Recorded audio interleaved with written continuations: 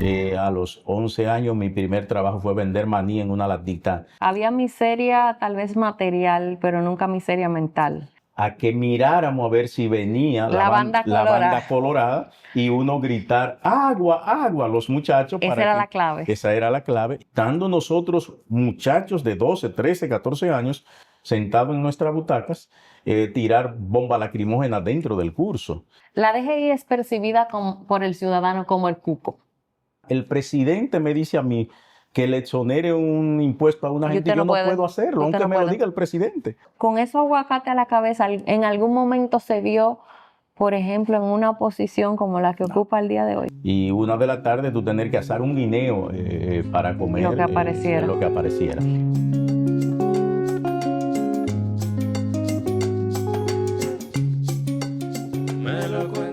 Bueno, hoy me encuentro de frente a uno de los hombres probablemente más importantes de los funcionarios que tenemos hoy en la República Dominicana, pues la administración tributaria es el eje transversal de un país y él es nada más y nada menos que la cabeza de la Dirección General de Impuestos Internos. Dada la autonomía de esta institución, sea quien sea que venga y venga de donde venga, el director tiene que seguir un marco jurídico y apegarse a la ley. Pero hoy yo no voy a hablar con el director de la Dirección General de Impuestos Internos, sino con el hombre que precisamente viene de abajo, de donde viene mucha gente y cree que por esas raíces no puede llegar a donde él ha llegado. Me siento honrada de que usted me reciba aquí. Sé que no le gustan los medios, así que me siento muy honrada de que me conceda esta entrevista y espero conocer un poco más de esa historia maravillosa que usted tiene. Gracias, Camila, y gracias por interesarte en mi vida. Agradecerte a tu programa para contar lo que me llamó mucho la atención el nombre. Sí. Primero, no me considero ser una de las personas más importantes, todo lo contrario. Y otro aspecto que no me gusta, otro término, es que me digan funcionario. Yo soy un servidor público. Un servidor. Y como tal trato de ejercer mis funciones apegado a ese nombre, servidor público. Si es que gracias, Camila, de verdad. Qué bueno, y eso denota su humildad. Yo quiero empezar por donde usted nació. Mucha gente no sabe que usted viene de Blanquito, una comunidad en Tenares. Nació en 1961, casi acabándose de terminar la tiranía o del ajusticiamiento de Trujillo. Y tengo entendido que lo crió una tía, no sus padres biológicos. Hábleme un poco de esos orígenes suyos. Es una historia que la recuerdo en cada momento. Mis primeros años fueron ahí en Blanco, que es una comunidad que queda entre Tenares y Gaspar Hernández. Y luego mis padres biológicos, cuando se casaron, se llevaron a vivir a una tía mía. A la casa. A la casa. Y entonces cuando mi tía decidió irse de nuevo de donde mis padres biológicos, hicieron un acuerdo de que el primer hijo se iba a ir a vivir con ellos. No fue así porque cuando duraron mucho para verse y cuando se juntaron de nuevo, ya la primera hija ya tenía más de 10 o 12 años, ya se estaba volviendo señorita. Sí. Y ella dijo que no se iba a llevar. Y entonces yo... No recuerdo esto, pero me lo cuentan. Yo tenía 4 años y que yo dije, pues yo me voy con ella. ¿Usted qué hijo es? ¿El del medio? Yo sería el número 5. ¿Una familia numerosa? Sí, una familia numerosa, varios hermanos biológicos fallecidos. Y entonces yo en ese momento que dije, yo me voy con ella, y ella dijo, pues yo me llevo. Esas eran cosas que se daban en los campos, en los pueblos. Y entonces ya en 1966 me voy a vivir con mi tía a Los Guayos de Tenares. En esos campos, cuando uno nacía, el sacerdote bautizaba y se llevaba los datos para luego enviar el acta de nacimiento, o llevar el acta de nacimiento. La mía nunca llegó y por lo tanto yo no estaba declarado. Y entonces es mi tía ¿quién lo declara? Quien me declara como hijo de ella y de su esposo, Juan Valdés. Por eso yo soy Luis Valdés Veras, porque quien me declara es mi tía, que es mi madre, aunque no sea mi madre biológica, pero es mi madre la que... La luz de sus ojos, por lo que tengo Eso es entendido. así, 87 años, gracias a Dios la tengo viva, vive en el mismo edificio donde yo vivo y ese es mi amor.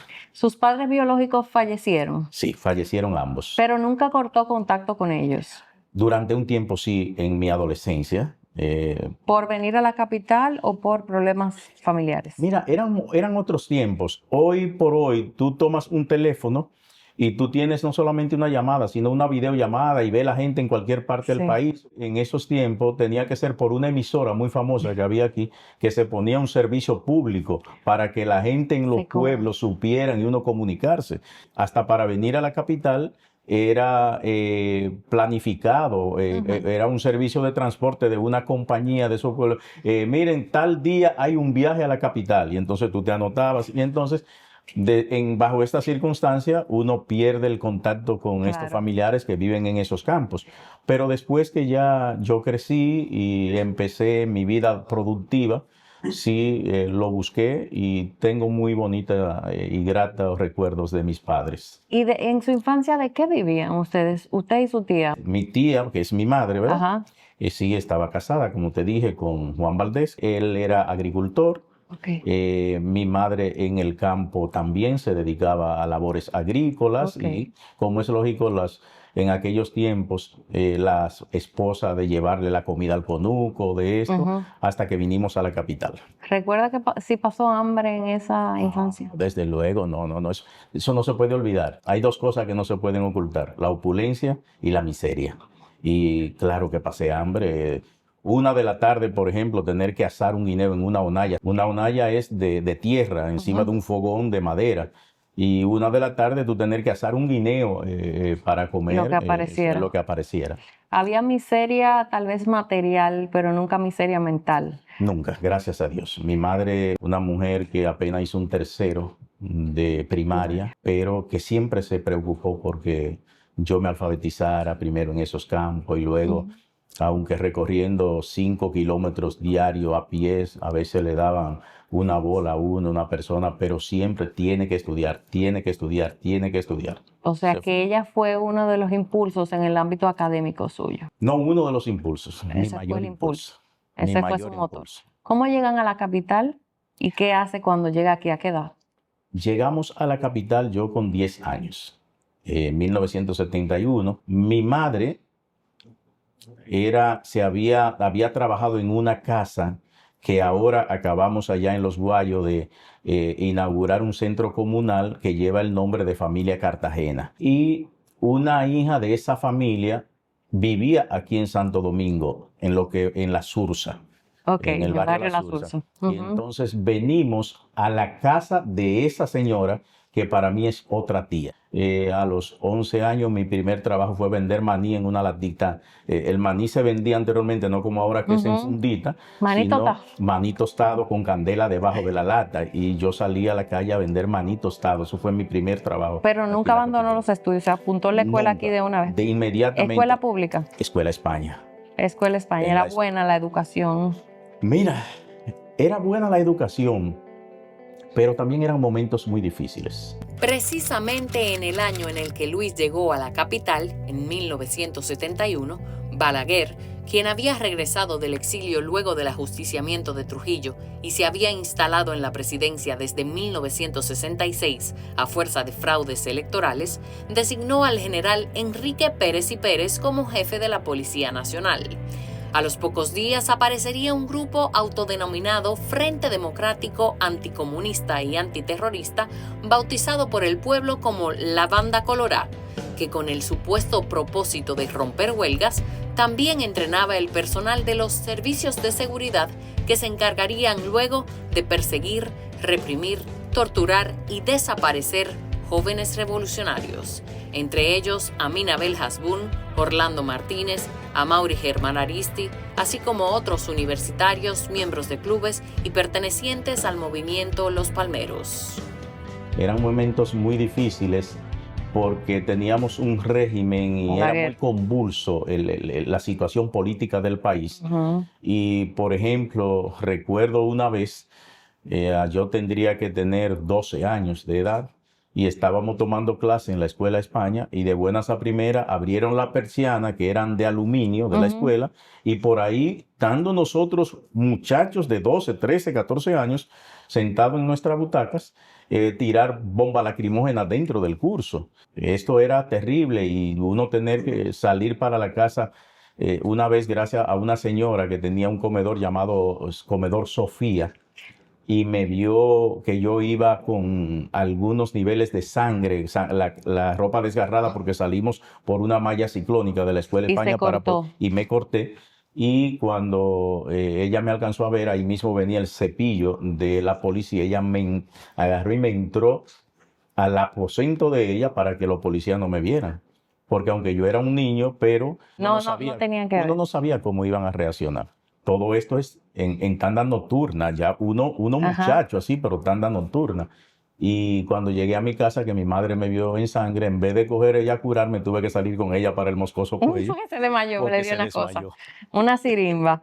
Mire, usted fue, además de vendedor de maní, limpiabota, vendedor ambulante. ¿Usted recuerda algún momento que usted haya dicho, no, yo voy a tirar la toalla, yo voy a dejar esto, yo voy a dejar los estudios y me voy a meter por el mal camino para conseguir dinero fácil? No, mira, no solamente yo, debo decirte, yo fui manicero, como te dije, limpiabota, vendí guandula en una funda en el hombro aguacatero. No sé si tú conoces Villa Juana. Claro. Yo salía del Mercado Nuevo con una canoa de aguacate a la cabeza hasta la San Martín a pie. Iba regando aguacate y de allá para acá cobrándolo, donde los clientes que uno tenía, que le decíamos marchantes, Ajá. cuando eso, y plátano en un triciclo. Después que mi padre adoptivo murió, yo me quedé con un puesto, después compré otro y ya me hice un comerciante de ciertos niveles. Cuando su padre adoptivo muere, ¿usted se hace cargo del hogar? En cierta forma sí, porque vuelvo y te repito, mi madre nunca tampoco se descuidó. Pero para que tengas una idea, entre mi madre y yo compramos la primera casita en 1975. Yo tenía apenas 14 años. 275 pesos nos costó esa casita. ¿Dónde estaba la casita? Allá en la Sursa. En la Sursa también. Allá en la Sursa, así Pero es. fueron echando para adelante, ayudándose uno con otro, como Sí, quiera. sí, desde luego que sí. Para el 75 en las casas dominicanas al mes le faltaba sueldo, pues el aumento de los precios del petróleo había encarecido los productos de la canasta básica. Y aunque Balaguer basaba la economía en un modelo desarrollista con la construcción de infraestructura vial y grandes planes habitacionales, al unísono, aun cuando, según él, la corrupción se paraba en las puertas de su despacho, fue el padre de las nuevas formas de clientelismo. Para estabilizar el régimen, conformó amplias clientelas civiles y militares, las obras grado a grado con pago de sobornos y la distribución de bienes a cambio de apoyo político. Pero volviendo a tu pregunta, mira, las amenazas siempre estaban. Lo que sucede es que en esos barrios habían dos clases de jóvenes. Uno que, al igual que yo, tuvimos padres en la casa que nos guiaron, porque Claro. nada más no fui yo. Una figura. Te puedo decir, aún estando en estos barrios y mirando lo que teníamos de frente, nunca nos doblamos porque la familia no nos dejó doblar. Ahora, era común en estos barrios, a partir del año 1975-76, tú encontrar una delincuencia y los muchachos que, contrario a nosotros que nos decían, por ejemplo, en el caso mío me decían el padrecito, porque yo siempre andaba vestido más o menos formal y cogía para la escuela y los muchachos yo lo veía con 14, 15 años ya bebiendo, tomando alcohol y me decían, mira dónde ve el padrecito. ¿Y había algún motivo por el que usted mantuviera esa formalidad? ¿Usted con esos aguacate a la cabeza en algún momento se vio, por ejemplo, en una posición como la que ocupa el día de hoy? Nunca. No, indudablemente que tú no puedes a esa edad proyectar, pero yo sí tenía el temor de hacer las cosas bien porque yo sabía lo que me esperaba en la casa si hacía algo mal hecho. Para ponerte un ejemplo, hoy es común tú encontrar a los jóvenes y en las familias padres que maldicen a sus hijos, hijos que maldicen a sus padres. La única vez que yo recuerde que mi madre echó un San Antonio, la casita de nosotros, la que le digo que compramos en 275 pesos, era de dos Solamente una habitación para nosotros y una salita. ¿Dormían juntos? Sí, en dos camitas distintas, pero juntos. Y la única vez que ella echó un San Antonio, me llamó a la habitación y me dijo, ay, Wiso, como decía, excúsame que dije una mala palabra. Hoy la gente dice, pero Luis es muy... No, es que eso fue lo que yo vi en mi familia, eso fue lo que yo vi en mi casa. Y eso trato de mantenerlo en la mía también. En mi casa nadie puede decir una mala palabra. Nada, de ninguna forma. Y hay veces que lo celebran eso. No. Que el gran problema de la sociedad es que no hay padres. Ese es el gran problema. Porque tú me dirás, pero un padre, una familia no puede cambiar el mundo. Pero si todas las familias cambiamos nuestra familia y mantenemos nuestra familia a raya, el mundo va a cambiar. El problema es que no hay padres. En ese camino, ¿qué lo inclina hacia la política? Me lo cuentas tú.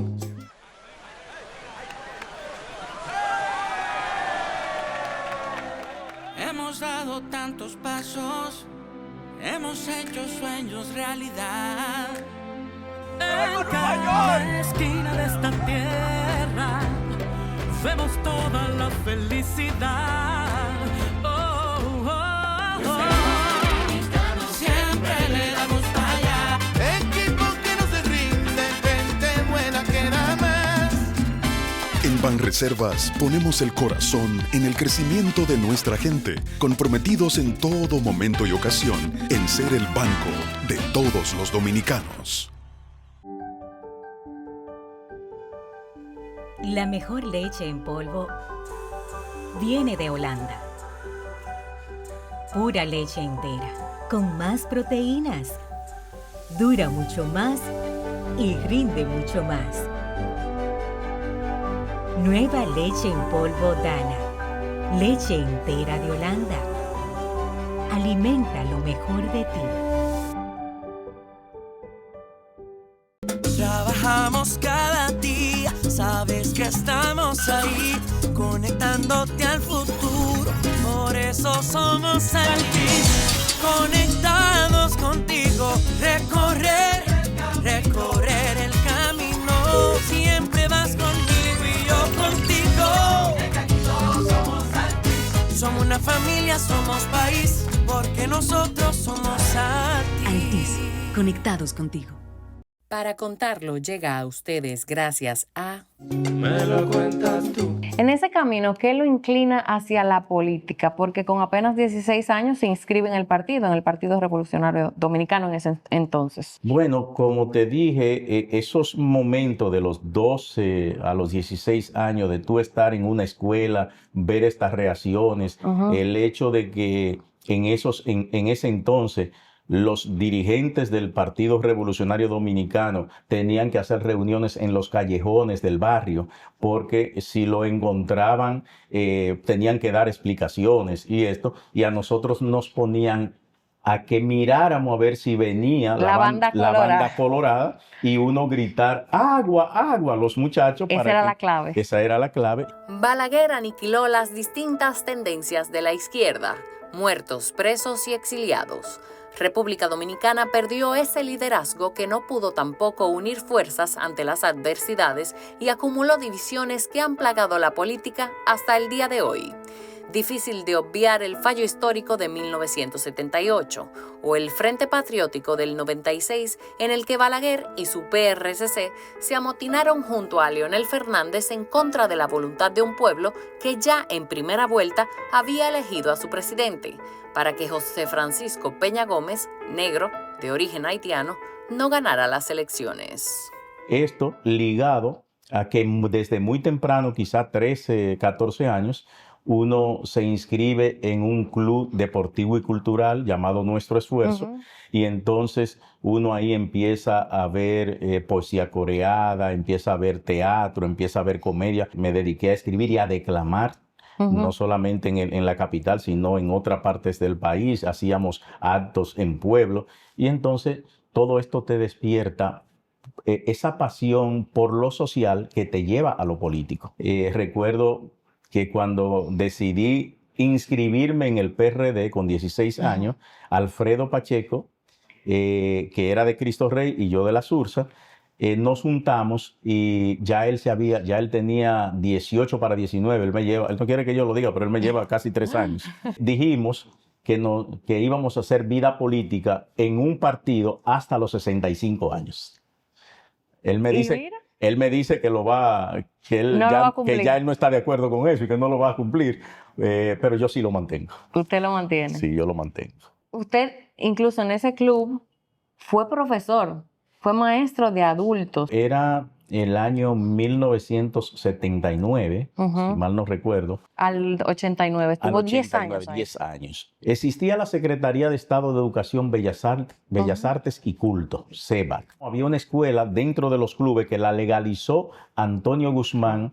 Era pagando anteriormente a don Antonio Guzmán, pero don Antonio Guzmán, cuando llega en el 78, oficializa las escuelas de los clubes. Okay. Yo no daba clase cuando eso, pues yo apenas tenía, cuando Antonio Guzmán ganó, tenía 17 años. Pero ya en el 79, que yo tengo 18, al estar dentro del club, nos damos cuenta que los profesores que se habían nombrado seguían cobrándole a los padres. Y entonces los mismos dirigentes de los clubes nos vamos a la Secretaría de Educación y le decimos que esto no puede ser. Y entonces la Secretaría de Educación nos dice, bueno, pero nosotros no podemos por mitad de un año escolar cancelar los profesores, ¿sabes? Se hicieron de la vista gorda.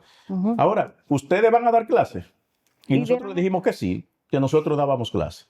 Y entonces, duraron una década. ¿O usted duró una década? Después entonces ya vino el proceso de formación. Empezamos muchos sin ser bachilleres, otros siendo bachilleres, a dar clase. En el caso mío, que no era bachiller todavía, empecé a dar clase de alfabetización de adultos, pero después vino proceso de formación a través de la misma Secretaría de Estado de Educación. ¿Y esa fue su primera carrera, magisterio? Esa fue, sí, esa fue. ¿Cuál fue el momento decisivo en el que usted decidió elegir la carrera de administración pública? En mi caso, no fue una elección. Concomitantemente con ese desarrollo de dar clases, en 1981, aquí había una subdirectora llamada Patria Ancelotti, cuando esto era impuesto sobre la renta. Este edificio donde estamos, estaban 3 oficinas recaudadoras. Lo que hoy es DGI era de un lado rentas internas y del otro impuesto sobre la renta.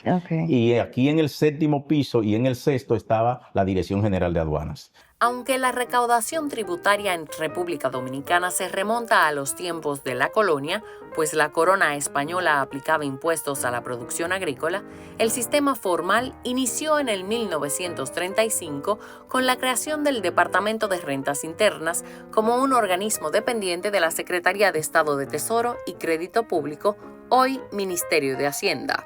No fue hasta 1997 cuando se creó la DGII como tal, con la promulgación de la Ley número 166/97, que fusionó las antiguas Direcciones Generales de Rentas Internas e Impuestos sobre la Renta.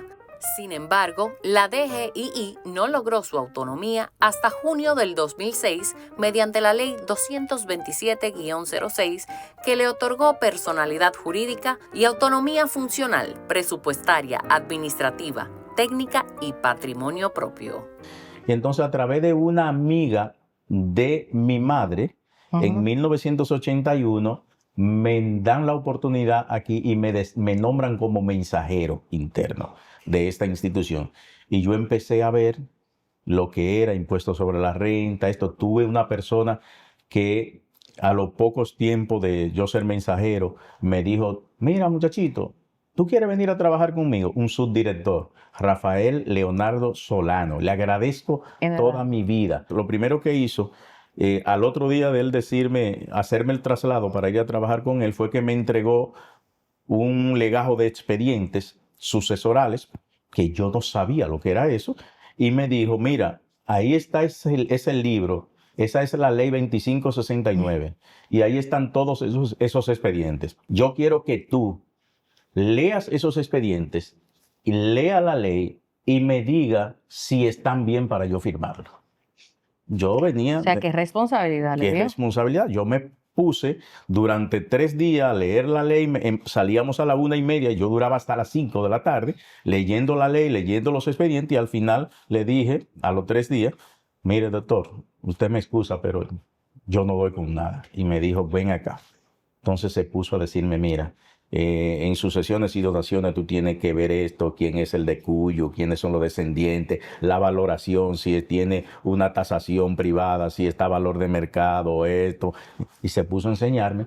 Y yo te puedo decir que al cabo de 3 meses ya él no tenía que revisar un expediente. Pero eso dice mucho de su vocación y del querer salir adelante. Hay mensajeros que se quedan la vida entera siendo el mensajero Así de la es. institución, usted no. ¿Qué usted cree que fue el espíritu que lo impulsaba a eso? Deseo de progresar, deseo de seguir adelante, porque en eso sí, como te dije, no es que uno lo planifica, pero yo decía, y mi madre también me impulsaba a esto, de que yo no me iba a quedar en el barrio. Que Usted de tenía algún que modo salir. yo tenía que salir Y por el buen del camino. barrio. Por el buen camino, desde luego. Y me imagino que también algo de saber agarrar las oportunidades. Bueno, mira, en República Dominicana hay un adagio que dice que las oportunidades son como yo, Calvas. calvas, y que hay que agarrarla por Por los los pelos. cabellos, queriendo decir de que se presentan una sola vez. No hay nada más falso que esto. Y yo con esto siempre le hago honor a al don Pepín Corripio. Don Pepín dice, y es parafraseando a Benjamin Franklin, que las oportunidades pasan a cada momento, pero si tú no estás preparado para aprovechar esa oportunidad, desde luego que nunca te va a llegar Te esa seguirán oportunidad. pasando. Te seguirán pasando frente a tus ojos y se van a otro lado donde sí estén capacitados para aprovechar esa oportunidad. En todo este trayecto, ¿cuál usted cree que ha sido el desafío más grande, más duro, un momento duro que le haya marcado la vida? Mira, yo tengo una máxima de vida y es que yo disfruto cada momento. No importa sea bueno, no importa sea malo. Tengo algo que es una ley de vida para mí. Cuando yo tenía negocio no siempre me iba bien en el mercado y había veces que se perdía. Un caso una vez en Constanza que vino un temporal de lluvia y lo que teníamos sembrado se perdió esto, y yo lo que hice de camino fue que compré comida y compré otras cosas que los dominicanos consumimos mucho, y le dije, esto hay que sumárselo a la pérdida de hoy. No importa lo mal que te vaya, el mayor tesoro que puede tener un ser humano, ¿sabes cuál es? La vida. Mientras esté vivo, no hay forma. Hay gente que pierde una batalla, le va mal en esto y va y se tranca en su casa y se derrumban. Para mí nunca ha existido esto. Yo voy camino a 63 años de edad.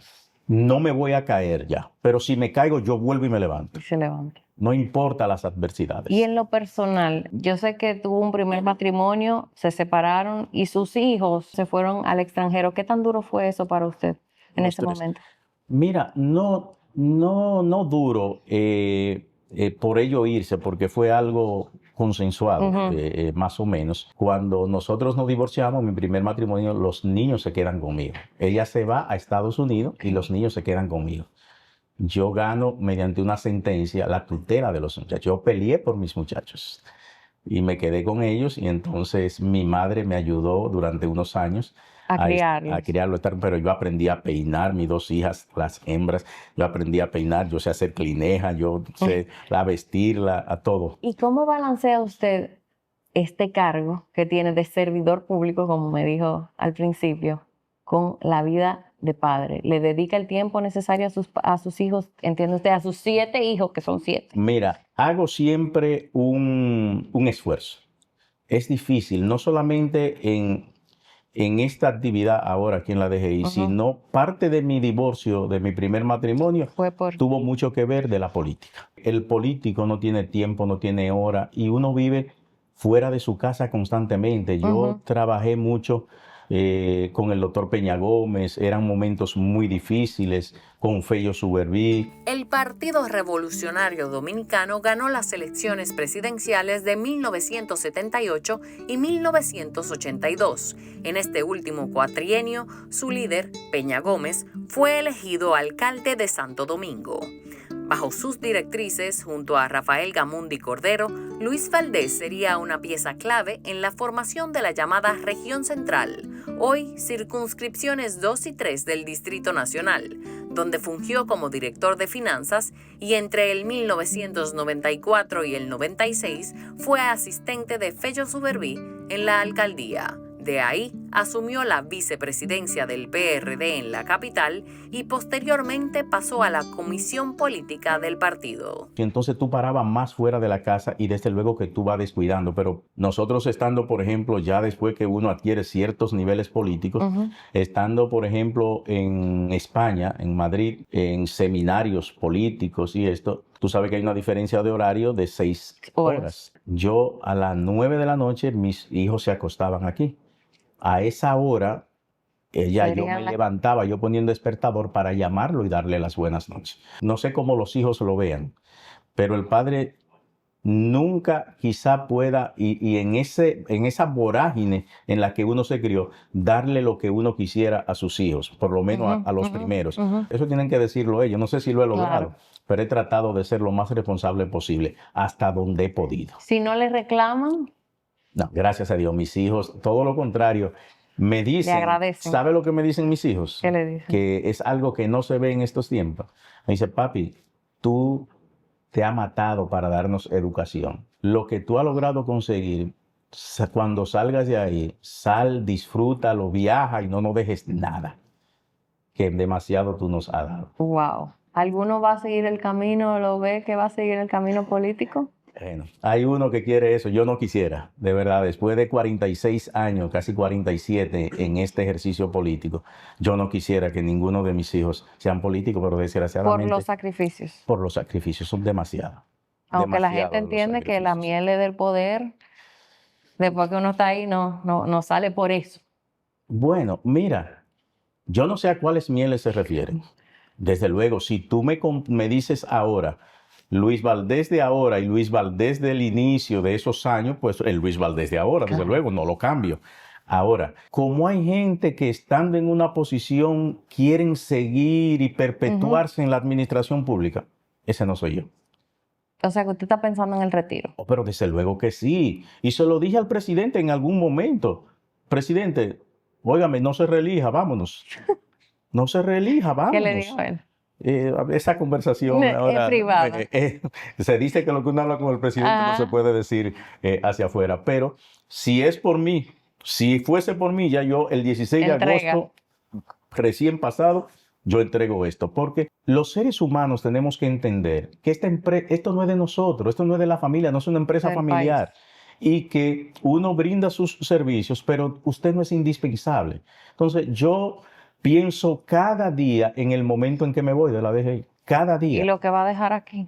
Que haya continuidad de lo que usted ha hecho aquí. Eso sí quisiera. Además de su tía, su madre, su tía madre, ¿cuál es una figura que haya influido, impactado su vida más significativamente? Tengo que agradecerle mucho a Fello Suberví. ¿Por qué? A Rafael Suberví Bonilla. Yo era dirigente de una zona del PRD del Mercado Nuevo, de allá en la Sursa. Ahí fui presidente durante muchos años de esa zona. Y es el doctor Suberví Bonilla quien me dice, ven a trabajar conmigo. ¿Quién lo acoge? Me acoge y me lleva por todo el país poniéndome de ejemplo de superación, de ejemplo, siempre decía él, yo no sé, eso no lo debo decir yo, de seriedad y de pulcritud. Y eso son de las cosas que me llevan cuando se forma el proyecto de Luis Abinader en el año 2008. A que Luis Abinader desde el primer momento me diga, en el proyecto político, cuando nosotros formemos un proyecto político, yo lo voy a formar para aspirar, tú vas a ser mi director administrativo. Y desde el 2008 hasta la fecha ahí me he mantenido. Y luego de que ese proyecto político se concreta y Luis Abinader llega a la presidencia, Luis Abinader el amigo y el presidente, y lo pone en este cargo y usted se entera días antes del 16 de agosto. ¿Cómo le cayó eso a usted? Me lo cuentas tú. ¿Quién soy? Esta es tu casa, nuestra casa, sus espacios, sus paredes, llena de cientos de piezas únicas que nos recuerdan que llegó el momento de un segundo encuentro. ¿Y qué mejor lugar que esta casa, tu casa? Sus muros cuentan una historia, hablan de tradiciones que siguen manifestándose hoy, moldeando nuestro futuro. La cultura dominicana tiene otro espacio, otra casa, Respira cultura en una nueva casa. Centro Cultural Taíno Casa del Cordón. Trabajamos cada día, sabes que estamos ahí, conectándote al futuro. Por eso somos Altis, conectados contigo. Recorrer el camino. Siempre vas conmigo y yo contigo. Desde aquí todos somos Altis. Somos una familia, somos país, porque nosotros somos Altis. Altis, conectados contigo. Ahora vivir es más fácil con Amadita App.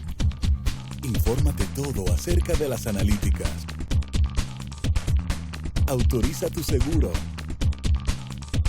Paga. Busca la sucursal que más te convenga. Toma tu turno. Almacena tu historial de pruebas para que no te detengas e interrumpas tu vida. Descárgala. Llegó la nueva Garcita Chips.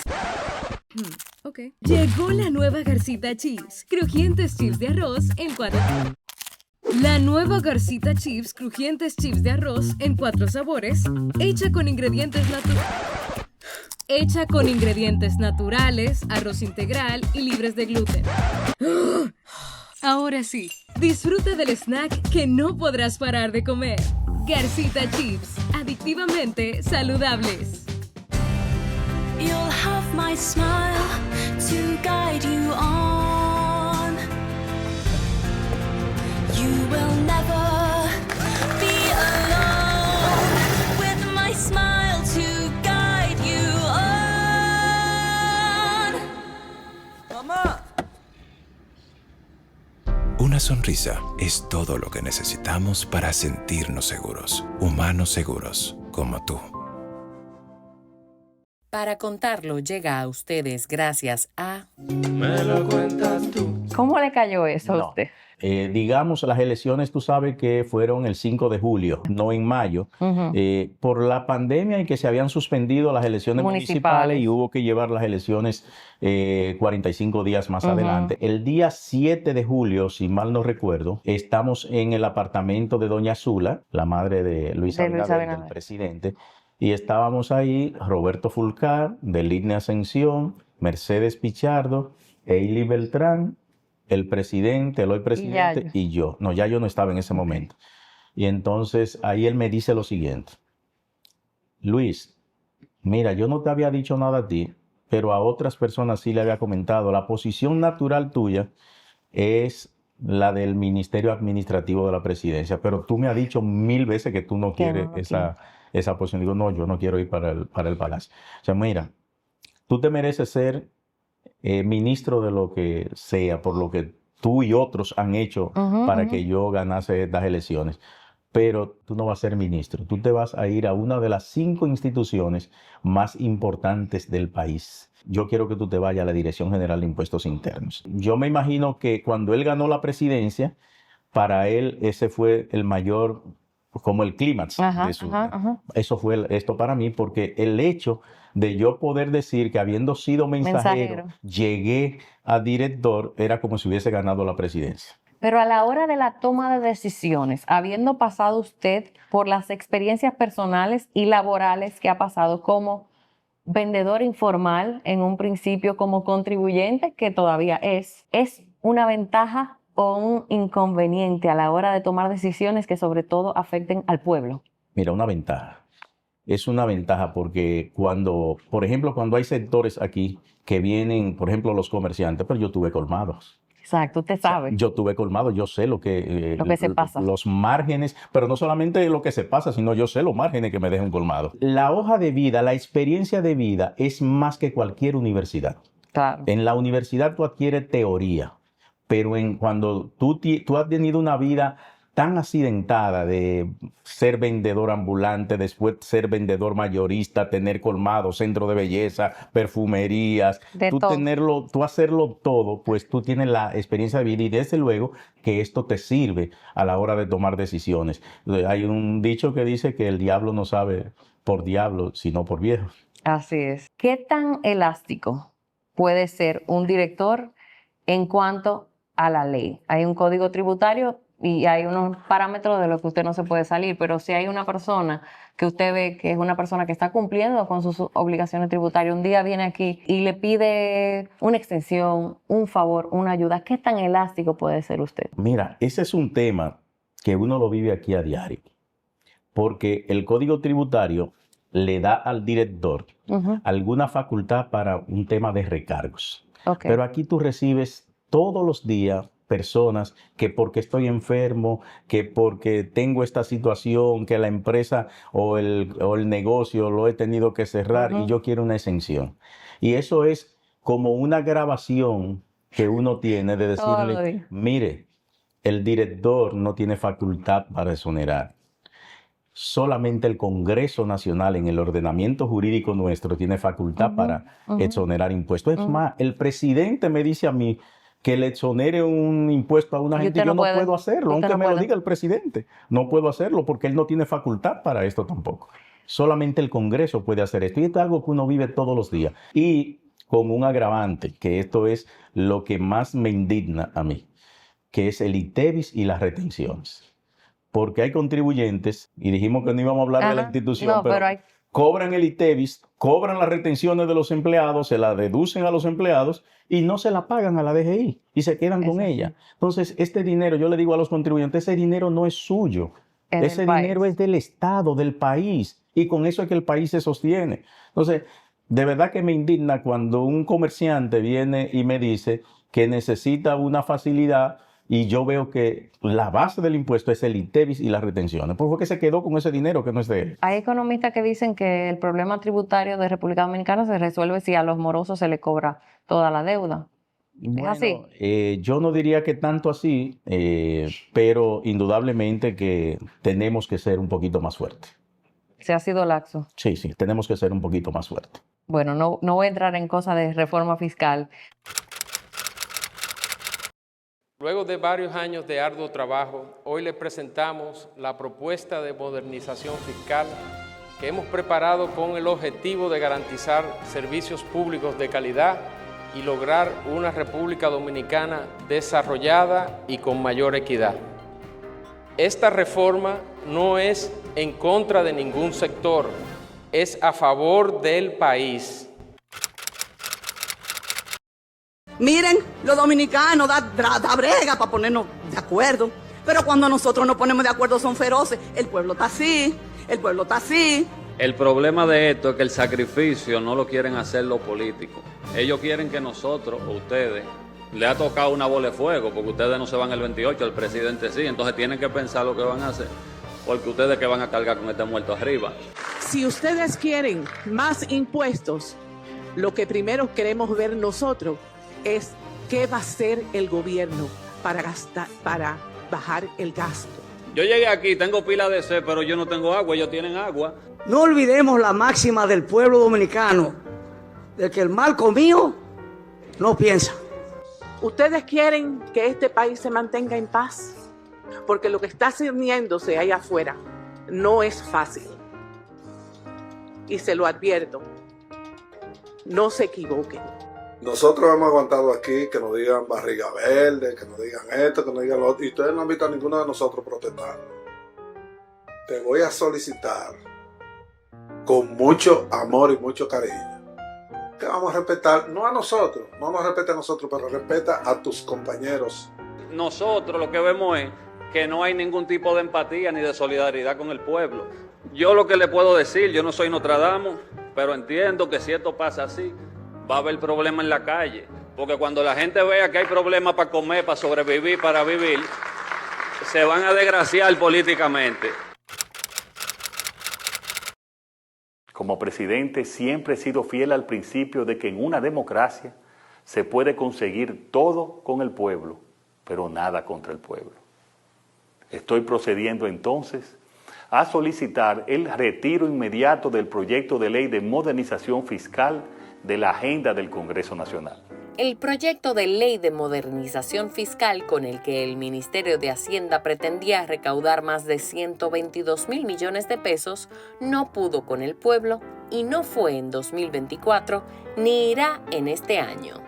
Con este amplio rechazo, al gobierno no le quedó más remedio que la promesa de ir tras los evasores y corregir la alta informalidad que impera en la economía.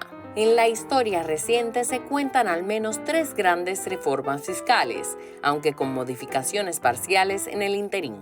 El último, el paquetazo fiscal del 2012 que le valió duras protestas al gobierno de Danilo Medina. Mientras tanto, toca esperar al 2028 para ver quién nos ajusta este trago siempre amargo. Me lo cuentas tú.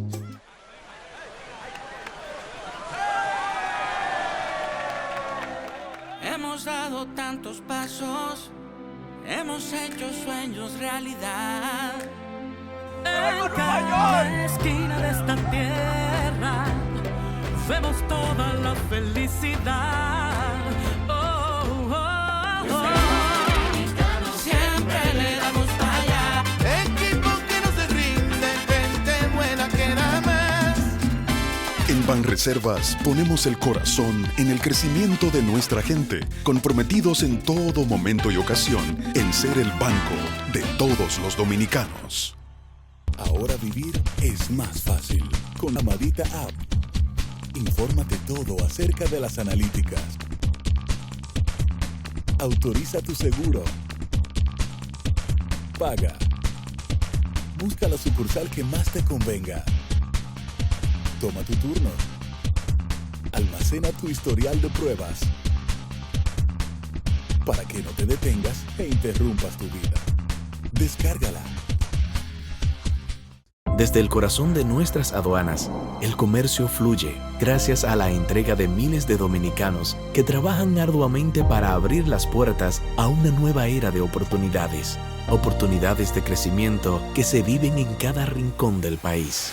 Lo que empezó como una nueva ley de aduanas fue tan solo el primer paso en una serie de iniciativas que hoy nos convierten en el enlace estratégico entre nuestra región y el resto del mundo. De la mano de una gran visión y liderazgo, nos convertimos en el nuevo hub logístico de la región, activando la economía, creando oportunidades y entregándolas a aquellos que, como nosotros, trabajan todos los días por el futuro de nuestro país. Porque son esas pequeñas victorias, esos grandes logros y esos momentos inolvidables los que nos motivan a seguir trabajando, evolucionando y transformando nuestras aduanas para construir esa República Dominicana con la que todos soñamos.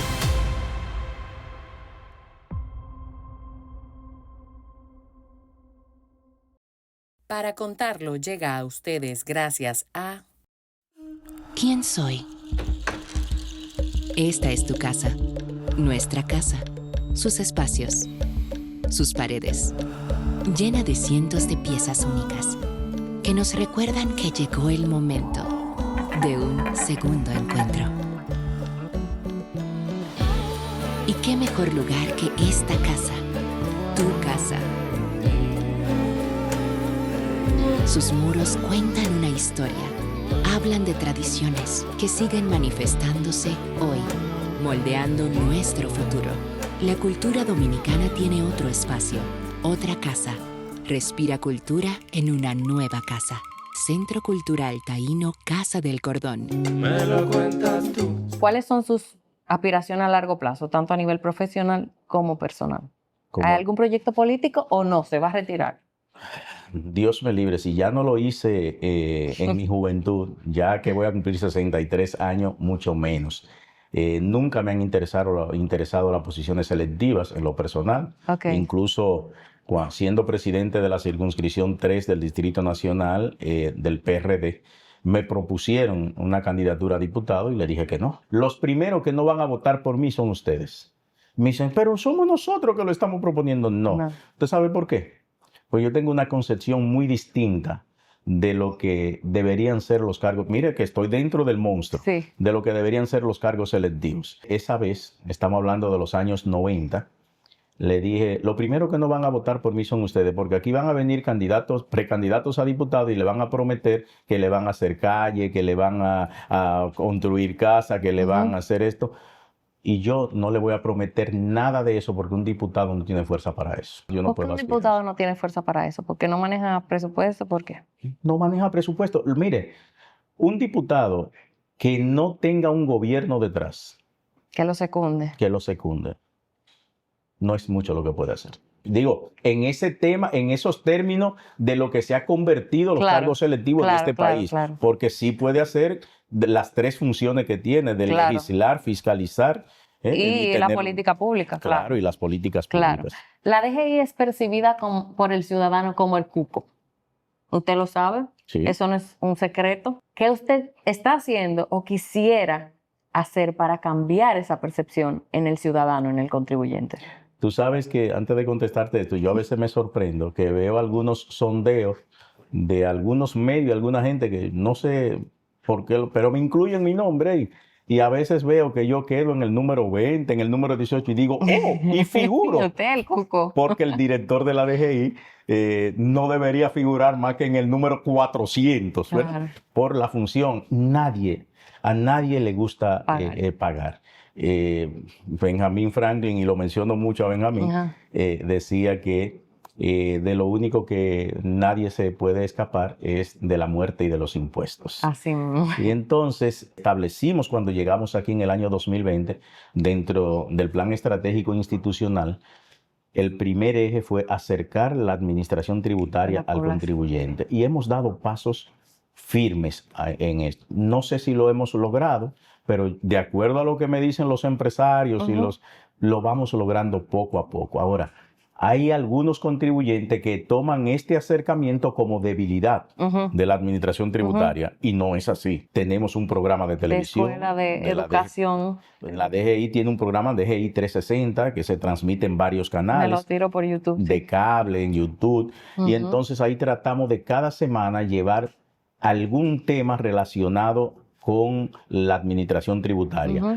Pero en lo que tiene que ver con el Departamento de Educación Tributaria, el año pasado fueron cerca de 182,000 personas que participaron en cursos de formación de la DGI, pero nosotros tenemos aquí acuerdo con casi todas las universidades del país. Logramos que el Consejo de Educación Nacional incluyera el 27 de octubre como Día Escolar de la Cultura Tributaria, y hacemos actividades en Politécnico, en escuela. Aquí recibimos pasantía y muchas veces muchos de esos pasantes lo tomamos como empleados. O sea, ¿Le recuerdan a usted? desde luego que sí, es una pasión. Mira, el educador nunca deja de ser Es educador. vocación, es una vocación. Nunca deja de ser educador. Y de verdad que lo que yo más quisiera es que esta institución se recuerde que hubo un esfuerzo para acercar la administración tributaria al contribuyente y que no se vea como ese cuco que tú te refieres. Y dentro de este cuco se puede tener amigos, director. Sí, claro que sí. Amigos, pero ojo con esto. Mis amigos son los amigos que yo tenía antes de llegar aquí. Porque los servidores públicos tenemos que estar conscientes de que los amigos de la posición no son amigos personales. Son amigos por interés. Bueno, yo no voy a decir que sean amigos por interés, pero si tú en el servicio público te dedicas a ser amigo, tú vas a tener amigos donde quiera. Y va a tener que hacer muchos favores. ¿Y usted no es de favores? No. Yo me escriben una comunicación y yo le doy el mismo tratamiento que le doy a mis amigos. El mismo tratamiento, una gente que yo ni conozca, el mismo tratamiento, porque yo me apego a la ley. Ya en un ámbito más personal, y para terminar, un libro, una película y un lugar en el mundo. Y una comida, dígame. Mira, un libro. Hay un librito pequeño de Dali Cornelle que es Cómo ganar amigos e influir sobre las personas, que para mí lo leí por primera vez a los 13 años de edad. Y para mí fue la base para yo seguir hurgando en la conducta humana. Y de ahí no sé cuántos, de ahí en adelante, he leído. Para mí ese fue el inicio de tratar de conocer la conducta y cómo piensa el ser humano. La historia de Benjamin Franklin a mí me encanta porque fue un hombre que apenas logró estudiar hasta los 10 años. Y sin embargo, mira hasta dónde llegó. Y yo no lo veo por el tema del pararrayo, de la similaridad. del pararrayo, de la electricidad y todo lo que fueron estos inventos de Benjamin Franklin, sino en lo humano. cuando fundó el primer periódico, se dedicó a enseñar. Y por ejemplo, Benjamin Franklin decía frases como que el que pelea siempre pierde, porque tú puedes ganar la pelea pero pierde al amigo. Claro. Decía, si tú ves un perro en una puerta, trata de dar la vuelta, porque luego si el perro te muerde, aunque mates el perro, la mordida se queda. Y le tengo una admiración extraordinaria. Un país, República Dominicana. ¿Un lugar en República Dominicana? Blanquita en Tenares. No. Mira, yo he visitado los 158 municipios. Y de verdad que República Dominicana es algo extraordinario. Ahora, si me tocase fuera de la República Dominicana, Madrid. ¿Por qué? Esa es mi ciudad. La comida, el ambiente. Yo di historia cuando fui maestro, entonces la base de la enseñanza aquí es la historia universal. Sí. Y entonces tú encontrarte con esas raíces que tú veías en los libros, con la madre patria, pues eso te marca. Y además Madrid es una ciudad extraordinaria. ¿Tiene hijos allá? No, ahora el de 21, si Dios quiere, que va a ser 2 máster allá. Qué orgullo debe ser eso para usted, que todos sus hijos hayan también seguido por el buen camino. Digo, no Gracias podía ser de otra manera, Gracias pero a Dios. dicen que los hijos son una lotería. Sí, eso es verdad, pero Dios, tengo una frase la que voy a decir que casi todos los padres lo dicen y los hijos siempre lo dicen, pero a mí Dios me ha premiado con los mejores hijos del mundo. Qué bueno. Una película le faltó. Una película, mira, a mí me gustan las películas de acción. Sí. Sí. Contrario a lo que pueda reflejar, me gustan las películas de acción porque yo digo que si voy a ver una película no es de terror, digo, para que me asusten o de un drama para yo ponerme a llorar. No sé cuántas veces vi la saga de las 3 películas del Padrino, de Al Pacino y Marlon Brando. Me gustan todas las películas, casi todas, por la actuación de Morgan Freeman. Pero de acción. Me gusta la acción. Porque si voy a ver una película, repito, es para disfrutar y cambiar el estrés. El estrés, pero una película de que para fajarse a dar gritos, no. Acción. Pareciera todo lo contrario porque usted tiene como un aura de paz. ¿Qué legado, para terminar, le gustaría dejar en este plano? En el plano en este plano en su vida. Si Luis Valdés falta algún día, ¿qué usted quiere que digan de él?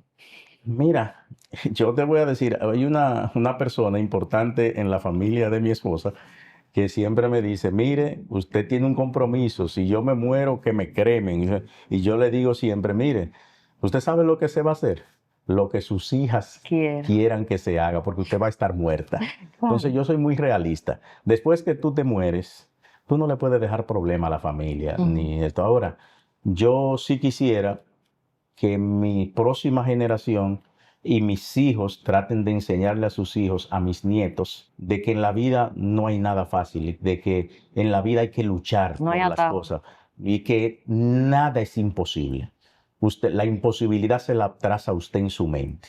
Nada es imposible y ojalá que la próxima generación de mis hijos y mis nietos puedan ser criados en valores.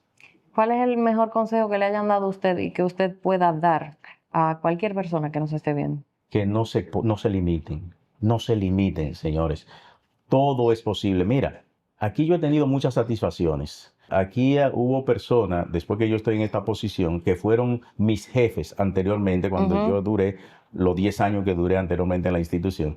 Y el yo recibir un grupo de ellos que vino con una Biblia a hacer una oración por haberme designado en esta posición, eso no tiene precio. Yo, un señor de Maimón, pedirme una cita y cuando vino, digo, ¿cuál es el problema que usted tiene? Me dijo, no, yo no tengo ningún problema. Yo vine con mi hijo porque después que vimos su historia en un medio de comunicación, allá se habla de usted cada vez que vamos a comer. Wow. Y entonces yo vine para que mi hijo lo conociera.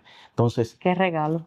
Eso no tiene precio. Mira, el legado, lo que yo quisiera, el consejo de verdad es, señores, se puede trascender haciéndolo bien hecho. Y qué bueno encontrarse con gente que ha hecho lo bien hecho, que ha llegado a donde está y que continúa con la misma humildad, porque me ha parecido una persona súper cercana a pesar del cargo, que no le ha quedado grande. Gracias, director, por recibirme aquí de nuevo y espero que a usted haya disfrutado la entrevista tanto como yo. Gracias, Camila. No, yo la he disfrutado. Qué bueno. Porque me gusta hablar de estas cosas. Me lo